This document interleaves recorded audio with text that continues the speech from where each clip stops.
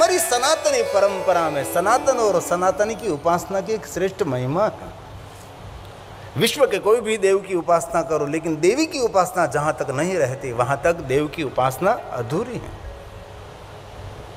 शिव महापड़ अंतर्गत भगवान महादेव ने स्वयं ने गाया है, और जितनी देवी का नाम है सभी देवी का नाम भगवान महादेव के मुख से प्रकट हुए हैं।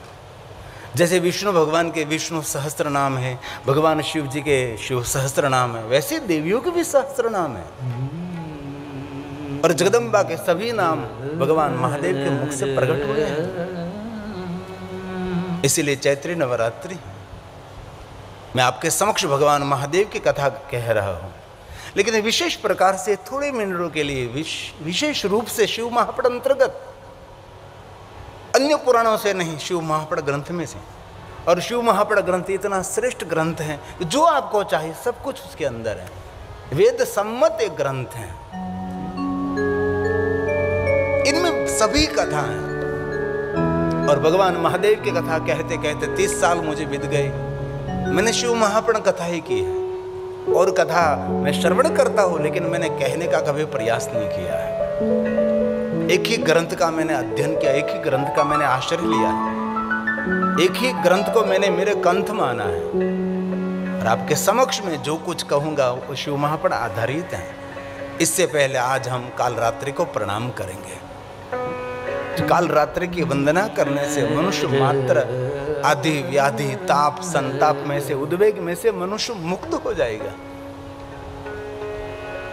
हम पहले दिन से आज तक देवियों को प्रणाम करते हैं, शैलपुत्री से लेकर आज हम काल रात्रि तक वंदना करते हैं।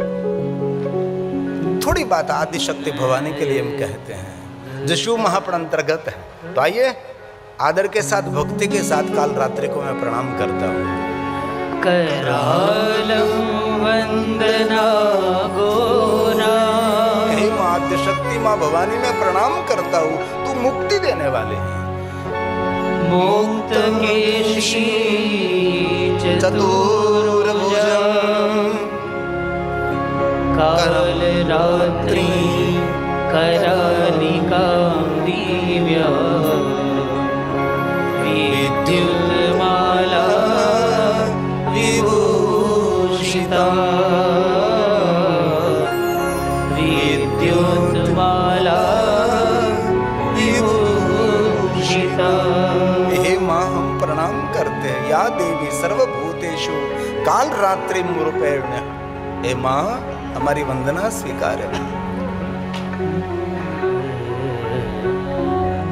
आपकी सबकी कुल देवी अलग अलग रहती है।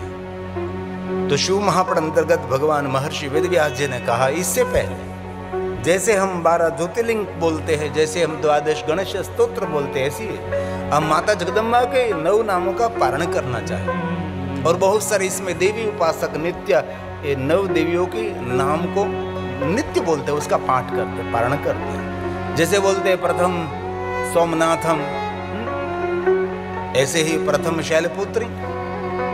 जैसे 12 ज्योतिर्लिंग की वंदना, जैसे 12 गणेश जी की वंदना, वैसे हमारे 9 दुर्गा को हम प्रणाम करते हैं। आपकी प्रार्थना में ये भी शामिल कर लीजिए। कई लोग देवों की उपासना करते, देवी से दूर रहते हैं। बहुत लोग देवियों की उपासना करते रहते, देव से दूर रहते हैं। लेकिन महादेव है तो महादेव ही है, काल है तो महाकाली है, शंकर है तो शंकरी है, महेश है तो महेश्वरी है। जितने शिव है इतनी शिवानी भी है मेरे पास। इसीलिए देव और देवी की उपासना, शिव और शक्ति की उपासना, ये सनातन की दिव्यता है, सनातन की एक विशेषता भी है।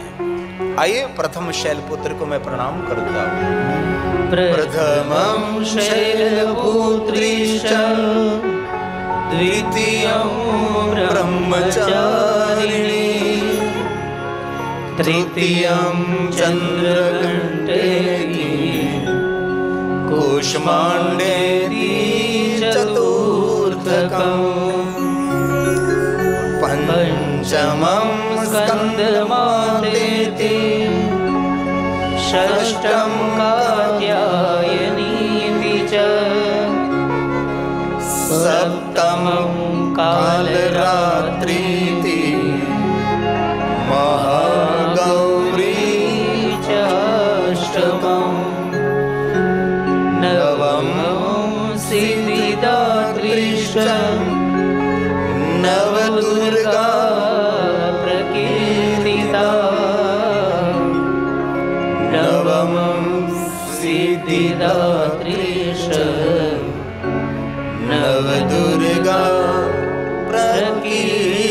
कीर्तिता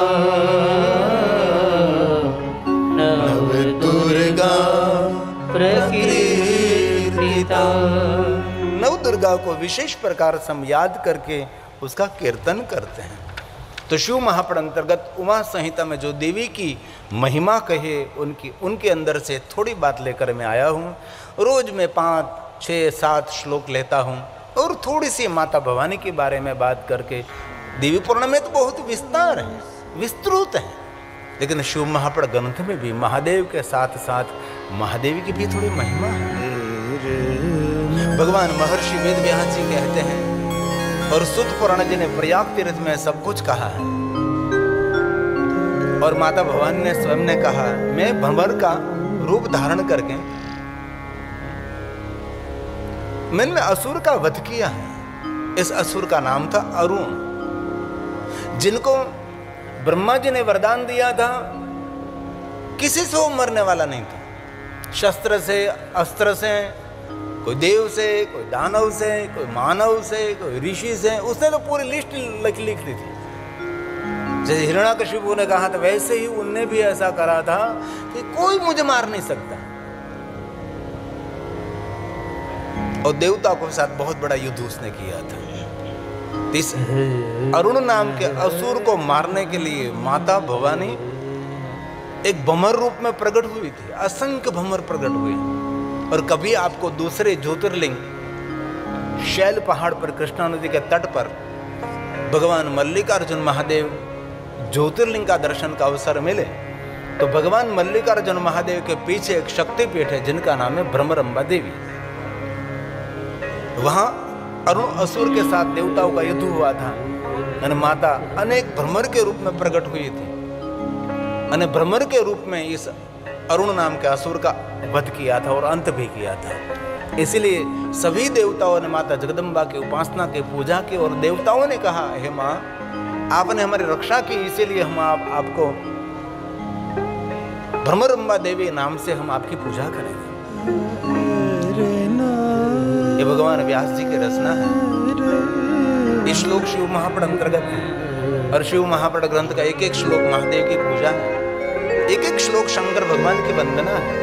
देवलिपि देव भाषा संस्कृत में है। ये शिव महापुराण अंतर्गत है। भ्रामरं रूपमास्थाय वदिष्याम्यरुणं यत्। अरुण नाम के असुर का अंत किया माता ने भ्रमर रूप धारण करके। भ्रामरीति च मालोके कीर्तयिष्यन्ति मानवाः। मनुष्य जिनके भ्रमरंबा के नाम से कीर्ति करते हैं, कीर्तयिष्यन्ति मानवाः। इसलिए देवताओं, ऋषि मुनि सब माता भवानी की उपासना भ्रमरंबा देवी नाम से करते हैं। देवी ने जो जो कार्य किया वैसे कार्य से देवी प्रकाशित रही। कल भी हमने शाकंभरी देवी के बारे में कहा। शताक्षी अनेक नेत्रों के द्वारा देवताओं के दुख दूर करने के लिए माता ने 9 दिन तक रुदन किया। फल फूल मूल और शाक दिया। देवताओं ने अलग अलग नामों से माता भवानी का पुकार किया, माता भवानी को प्रणाम किया।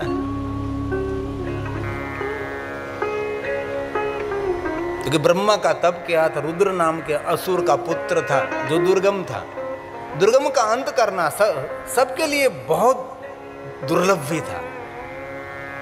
लेकिन माता भवानी ने असंख्य देवियों के साथ, असंख्य मातृकाओं के साथ माता भवानी ने अकेले ने इस दुर्गम नाम के असुर के साथ युद्ध किया और मूल के साथ वृक्ष जैसे धराशायी हो जाता है वैसे इस असुर का अंत कर दिया मां ने।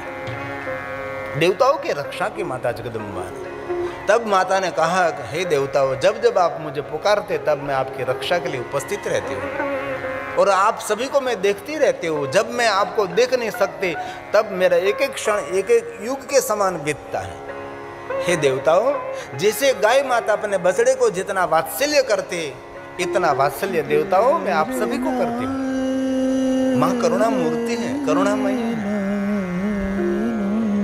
सभी दुनिया में सभी प्रवचन कहते हैं कि देवताओं को प्रसन्न करना कठिन है, उससे प्रसन्न करना सरल महादेव जी। महादेव जी की थोड़ी भक्ति करो तो जल्दी प्रसन्न होने वाला देव भगवान शिव है। देवताओं की कठोर उपासना करने के बाद देवता मिलते हैं, लेकिन सरलता के साथ मिलने वाले जो कोई है तो भगवान महादेव है, करुणा अवतार है। लेकिन महादेव से भी सरल कोई प्रसन्न होने वाली है तो माता जगदम्बा है। देवताओं को प्रसन्न होने में देर लगती है और महादेव को भी प्रसन्न होने में देवताओं से कम देर लगती है, लेकिन महादेव से भी ज्यादा प्रसन्न होने में कम देर लगती है तो महादेवी की है। इसलिए देवी उपासना जीवन में बहुत आवश्यक भी है। देवताओं की उपासना करते रहो, लेकिन देवियों के बिना हमारे देव की उपासना अधूरी रहते, जो कि हमारे शिव शक्ति की परंपरा है। ब्रह्मा ने स्वयं ने नारद जी को कहा था, नारद जो आपकी आंखों द्वारा आप देख रहे हैं सब कुछ शिव और शक्ति का विस्तार है। हर नारी रूपिणी शक्ति संस्थिता, हर नारी में आद्य शक्ति भवानी विराजमान है। और आगे कहा, पुनः जब मैं भीम नाम के असुर का अंत किया तब मैं भीमा देवी नाम के रूप से प्रकट हुई। माता भवानी ने कहा कोई उसका वध नहीं कर सकता था, उसका कोई अंत नहीं कर सकता था। पुनः जब मैं भीम भयंकर रूप धारण करके राक्षसों का भक्षण करूंगी तब मेरा भीमा देवी नाम से मैं विख्यात रहूंगी। ऐसे अलग अलग असुरों के नाम से माता भवानी प्रकट रही। जैसे शिव जी अलग अलग कार्यों से भगवान शिव जी अलग अलग नामों से प्रकाशित रहे, वैसे ही महादेवी की भी एक अलग सी कथा है। भीमा देवी, भीमा शंकर महादेव। भीमा शंकर महादेव का एक नाम है मोटेश्वर महादेव, जो भीमा नदी का तट है। भीम नाम का असुर था, वहाँ भी आद्य शक्ति भवानी की शक्तिपीठ है। हमारा ज्योतिर्लिंग है, सहाद्री पर्वत पर है। जहाँ जहाँ शिव है, जहाँ जहाँ ज्योतिर्लिंग है, वहाँ वहाँ माता की भी कोई ज्योति है। हमारे शक्तिपीठों की भी एक विशेष महिमा है। बहुत सारे शक्तिपीठ हमारे पाकिस्तान में भी चली गई, बहुत सारे अलग देशों में भी बंटवारा हुआ तो बहुत कुछ हुआ। इसलिए भगवान महर्षि वेदव्यास जी ने कृत्वा भीमं पुनः रूपम, कृत्वा भीमं पुनः रूपम रक्षास्याम्यहं यदा भीमा देवीति विख्यातं तन्मे नाम भविष्यति, तन्मे नाम भविष्यति। माता जगदम्बा ने भीमा नाम के असुर का अंत किया तो भीमा देवी नाम से भगवान माता भवानी प्रकट रही है। और अंत में कहा, इस प्रकार जब जब पृथ्वी पर दैत्यों का द्वारा बहुत उत्पात और देवताओं को दुखी करते हैं तब मैं अवतार लेकर निसंदेह सबका मैं मंगल और कल्याण करते हूँ। देवी पुराण में तो इतनी देवियों की कथा है। देवता इतने बड़े बड़े युद्ध नहीं जीते जितने देवियों ने युद्ध को जीता है। देवलोक ऊपर तो असुर को आक्रमण करता देवता सभी सुरलोक, स्वर्गलोक, इंद्रलोक छोड़कर कहीं दूर दूर हिमालय पहाड़ों की गुफा में चले जाते हैं। तब देवियों का आश्रय करना पड़ता है, तब देवियों युद्ध करते हैं। लक्ष्मी जी ने युद्ध किया, सरस्वती ने युद्ध किया, और महादेवी तो निरंतर युद्ध के लिए सक्रिय रहती है।